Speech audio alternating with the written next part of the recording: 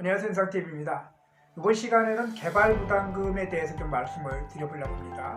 며칠 전에 상담 들어온 내용 중에서 좀 여러분들에게 도움이 되실 것 같아서 이렇게 말씀을 드리겠습니다. 자, 우리가 이제 여러가지 이제 택지를 사거나 또는 임야나 전답을 사서 거기에 주택을 짓게 되면은 그로 인해서 대지가 그러니까 임야나 전답이 지목이 변경되면서 개발 부담이 부과되는데요.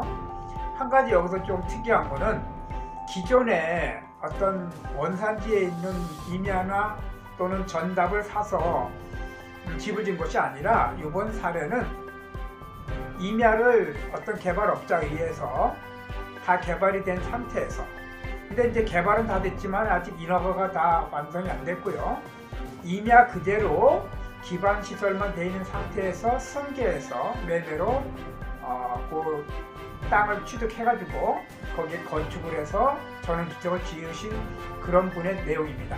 자, 이분이 궁금해하시는 것은 뭐냐면은, 자, 그러면은 우리가 이제 그 건축 행위가 다 끝나고 준공검사라든지 인허가 끝나면은 해당 관청으로부터 개발비용 산출 내역서를 내라고 이렇게 공문을 받게 됩니다. 그 개발비용 산출 내역서는 다른 방송에서 말씀드렸지만은 개발 비용에 들어간 여러 가지 각종 비용들을 산출 내역을 만들어서 제출하면은 그걸 기반으로 해서 최종적인 어떤 지목이 변경된 상태에서의 그런 지가에서 최초의 구입 당시나 아니면 처음 시작할 때의 지가를 빼고 그 내용의 비용들을 산출 내용들 다 제하고 나서 거기에 한 25% 정도의 이익에 대한 부담금을 부과하겠다는 내용이기 때문에 이 개발비용 산출 내역들을 얼마나 명확하게 또 이렇게 자세하게 잘 제출해에 따라서 내가 평가받고 이제 부과되는 개발 부담금이 차이가 많이 있습니다. 그래서 많은 분들이 요거에 대해 세부적으로 많이 내는데, 자, 그러면은 내가 처음부터 땅을 매입을 해가지고 뭐 그렇게 집을 짓고 해서 했다면은 내가 모든 서류를 갖고 있겠지만은 이 지금 사례처럼 개발업자로부터 어떤 기반 시설이 되게 만들어 온 그 땅을 매입을 해서 거기에 다시 내가 지목을 변경해가지고 건축 행위를 했다면은 조금 개발 부담금에 대한 내용들이 제출한 내용들이 좀 달라질 수 있겠죠. 자, 지금 이분이 저한테 전화 주신 분이 물어보는 거는 뭐냐면은 개발비용 산출 내역서를 받아서 그 업자에게 줬답니다. 그래서 그 업자가 뭐 기반 시설이라든지 뭐 산지 전용 부담금 다 이제 제출을 했어요. 그런데 이분이 산지에서 지목을 변경했잖아요, 대지로. 그러니까 지목 변경에 대한 여러 가지 서류를 갖다가 본인이 이제 내야 되는데 이것을 갖다 개발업자에서 내서 그 부분에 대해서 내달라고 얘기를 한 겁니다. 또 계약서 쓸 적에 향후 개발 부담금이 부과가 되면은 개발 부담금에 대한 금액을 산출돼서 그 부분을 개발업자가 내주겠다라고 계약서에 특약을 썼다고 합니다.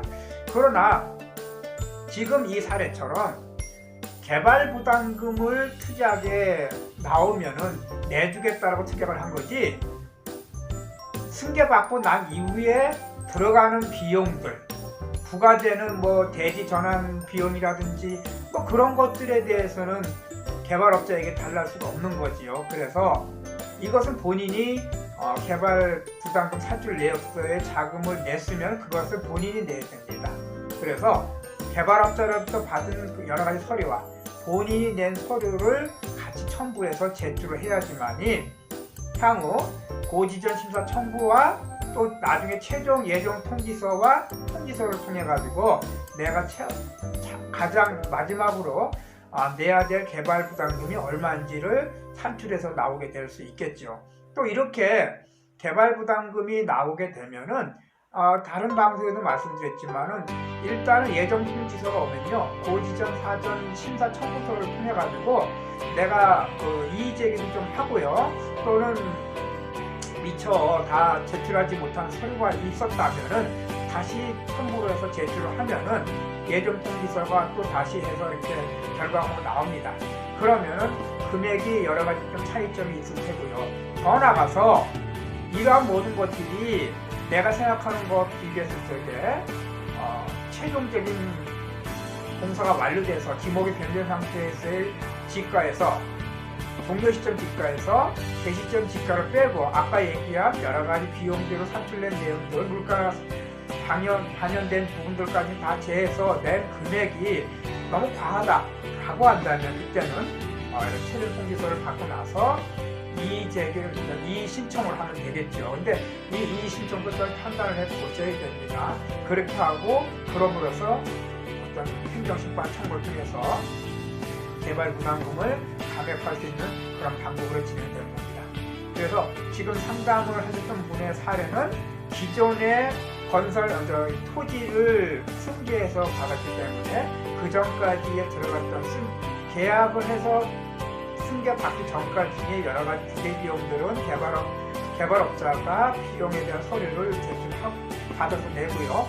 그 이후에 들어갔던 여러 가지 내가 이제 추가적으로 들어간 서류들이나 금액들은 내가 내는 것이 맞습니다. 자, 개발 부담금 토지를 매입하는 단계부터 정확히 좀 판단해서 추가적으로 들어갈 수 있는 것이 뭔지를 좀 판단해 보시고요. 또 경우에 따라서는 지금 이분처럼 개발 부담금이 부과된다는 것을 알고 있기 때문에 매매 계약서상에 단순히 개발 부담금을 부담한다 이것도 특이하게 쓰는 것도 괜찮지만 좀 더 세부적으로 중간에 들어가는 비용들의 문제 이런 것들을 부담한다든지 아니면 어느 정도 지원받는다든지 그런 세부적인 내용들이 좀 들어가면은 나중에 분쟁의 소지가 좀 덜 하겠죠. 네, 오늘은 토지가 임야를 개발해서 전원택지 부지가 된 토지를 승계받아가지고 내가 거기에서 다시 지목을 변경해서 집을 짓고 그런 다음에 그 내용에 대해서 내가 어떤 서류를 내야 되고 또 금액은 이러한 지목 변경 금액은 내가 내야 되는가 아니면 개발업자가 내야 되는가에 대해서 의뢰인이 전화상으로 의뢰하셔서 그 부분에 대해서 말씀을 드렸습니다. 네, 감사합니다.